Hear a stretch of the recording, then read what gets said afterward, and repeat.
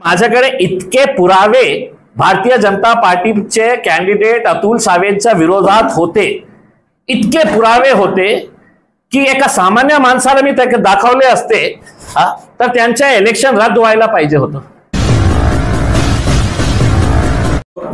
Bogus याद्या किंवा double नावं किंवा मतदार आले या सगळ्या चर्चा आहेत. एमआय पक्ष की या सगळ्याबाबत काय आहे की मी स्वतः मागच्या आठवड्यात जेव्हा स्टेट इलेक्शन कमिशनरने मीटिंग कॉल केली होती सगळ्या राजनैतिक पक्षांचे एक एक प्रतिनिधींना, तर मी स्वतः त्या मीटिंग मध्ये गेलो होतो आणि तेच इलेक्शन कमिशनर वारंवार असा सिद्ध करण्याचा प्रयत्न करत होतो की आमच्या इलेक्शन किती फ्री अँड फेअर आहे.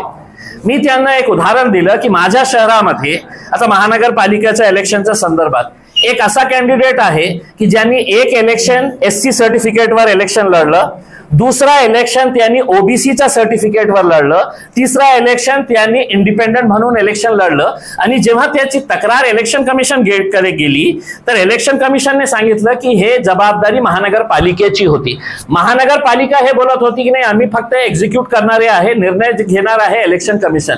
तर मी म्हटलं की जोपर्यंत तुम्ही ह्या प्रकारचा निर्णय घेत नाही, आता हेच इलेक्शन कमिशनने रूल केलेला आहे की 2 मुलांचा किती असे लोक आहे की ज्यांना 4-4, 5-5, 6-6 मुलं आहे, पण इलेक्शन साठी ते 2 मुले कुणा दुसऱ्याला देऊन टाकतात इलेक्शन पुरता. हे सगळ्यांना माहित आहे का नाही आहे.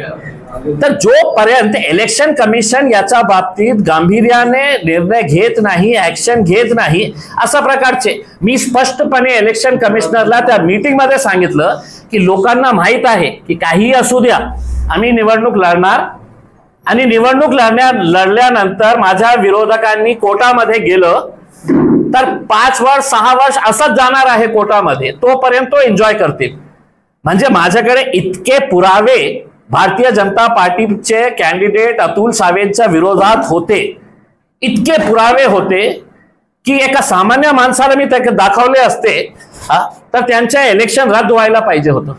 पण मला माहित होतं की मी कोर्टामध्ये गेल्यानंतर एका सिनियर काउन्सिलला लावायला लाखो रुपये मला खर्च करावा लागणार होते आणि निर्णय तारीख पे तारीख, तारीख पे तारीख, तारीख पे तारीख, और उसके बाद है तो 5 साल वो आमदार बन के निकल जाते और इम्तियाज जलील अपने जेब का खर्चा है तो अदालत के अंदर लगाए रहते.